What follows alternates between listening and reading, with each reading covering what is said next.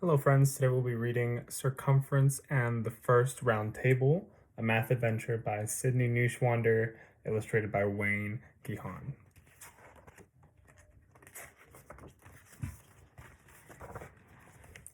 Long ago, in a land known as Camelot, there lived many knights and ladies. Their ruler was a mighty but gracious man named King Arthur.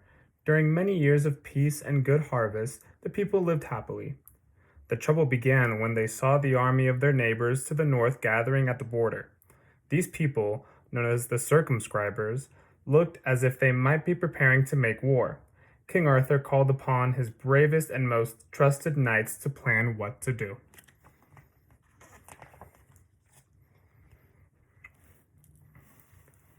The knights rode as fast as they could to the king's castle. Circumference lived nearby, so his family came with him. Circumference was married to Lady Di, who came from the town of Ameter. They had a son named Radius. Radius was very small and quite young, but his keen mind and boundless energy more than made up for what he lacked in height and age.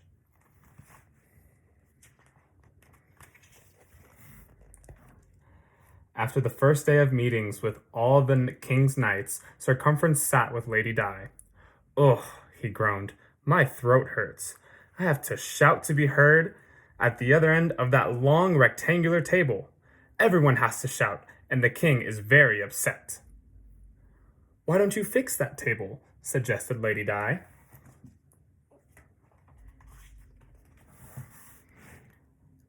"How can we do that?" Circumference asked. "Well," said Lady Di, "you could cut it in half. Look, here is a drawing of the table.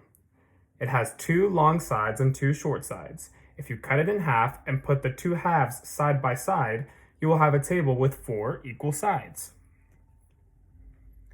"Lady Di, what a good idea!" Circumference called for a carpenter, Geo of Metri. Geo began work immediately. The next day the new table was ready.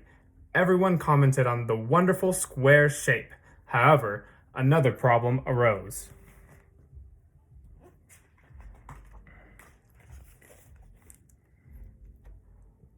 At each corner of the table, the knights whispered to each other while someone else was talking. Sir Galahad exclaimed, "King Arthur, how can we meet to discuss the solution when people talk secretly to each other?" "Sir Galahad is correct," King Arthur responded.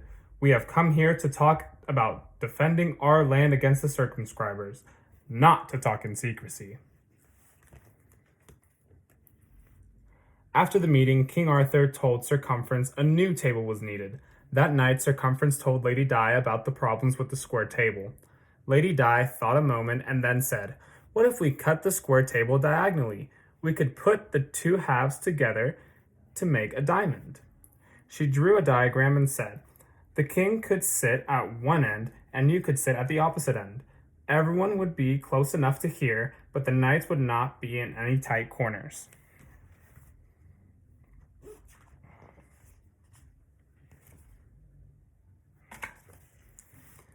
After seeing the plan, Circumference agreed that it was a good idea. Geo, the carpenter, said, "In carpentry class, they called this shape a parallelogram. I will have the table ready by the morrow." The next day, Sir Lancelot and Sir Gawain were amazed to see a table in the shape of a parallelogram. The others liked it, but King Arthur was not happy sitting at a sharp point. The king let the knights have jousting practice and swordplay while he spoke with Circumference. "Circumference, the point of the table sticks into me like a sword. We need to think about ways to prevent war, but this table makes me feel like fighting. Can you fix it?" "I will do my best, sire," said Circumference.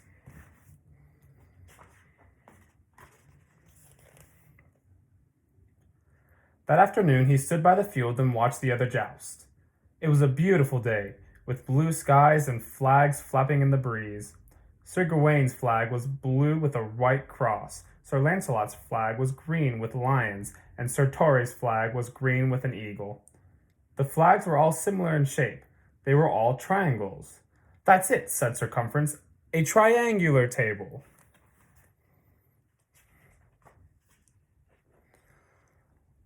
Circumference called Geo and explained. Geo said, "If we cut the parallelogram table in half, that would leave 2 triangles. One triangle might be too small. So they measured the proposed triangular table and realized that 4 people could not fit on each side. "Geo, let's think some more," said Circumference, and he went to discuss shapes with Lady Di. "Yes," said Lady Di. "The triangles would be too small, so cut off the corners like this and make an octagon. Look, it will solve the problem."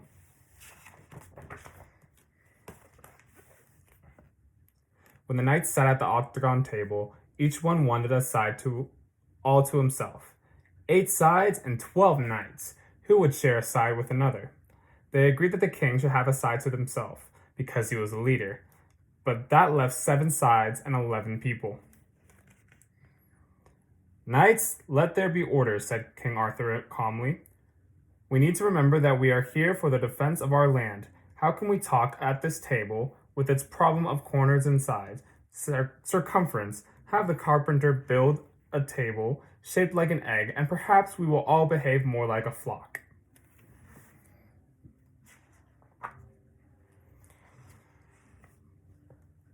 Circumference drew up plans for an oval table for Geo. "This table is going to be harder to build since it has no straight edges," said Geo. "I will begin at once." When the knights met again, they were all impressed by the oval table. Sir Lancelot suggested that they raise their goblets and drink a toast. All the knights raised their goblets, but there was a great commotion from the ends of the table. The knights at the end of the oval table bumped into the king as they raised their goblets. No one had enough room. Some of the knights began to argue. Then King Arthur shouted, "Stop! All leave me until tomorrow, except for Circumference."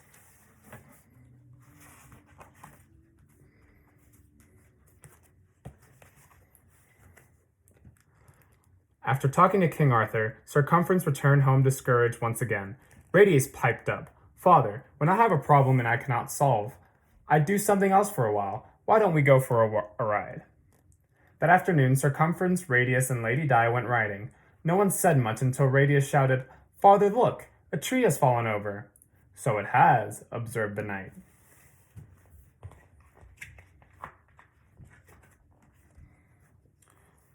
"Don't you see, Father? There's your table." Lady Di got off her horse for a closer look. She stood on her tiptoes and stretched her arm up as high as it could go. Her fingertips just met the upper edge of the trunk.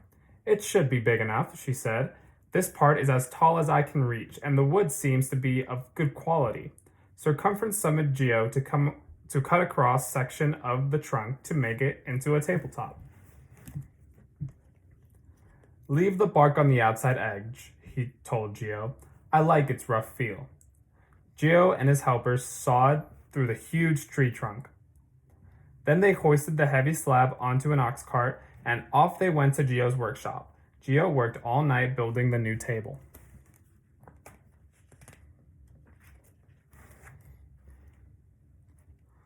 When the knights met the next day, the table was finished. Everyone was content. No one shouted or whispered. No one felt cornered or trapped. No one was poked in the stomach, and no one felt squished. Everyone had equal position around the table. As they talked, they decided the best plan was to try and make peace with the neighbors. King Arthur was so pleased that he announced that he would celebrate that night. Soon, everyone was enjoying the music, dancing, and banquet. Suddenly, the music stopped. A messenger rushed in and handed a sealed parchment to King Arthur. The king read it and smiled. "Ladies, knights, and guests, I have excellent news. The circumscribers are not planning an attack. They want only to measure the area of their kingdom. There will be peace in the land."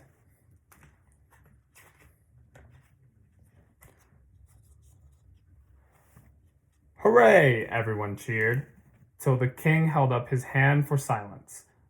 "To honor these knights who gathered at this table to save our kingdom, let them henceforth be known as the Knights of the Round Table.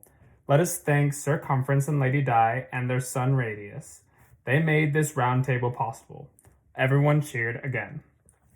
Furthermore, because Lady Diameter has a reach that is equal to the distance across the table, we will name this measurement for her. We will call it the diameter.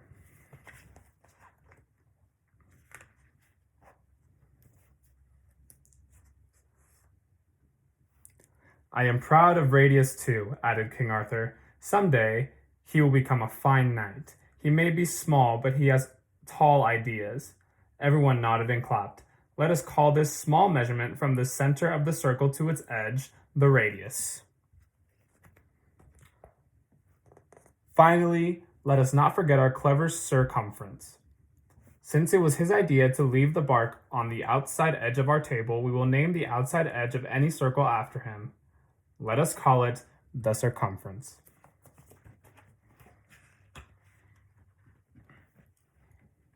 Circumference bowed to the king as everyone rose from their seats and began cheering and whistling and stomping their feet. It was the happiest celebration that anyone could remember. The end. I hope you guys enjoyed this math adventure. See you next time.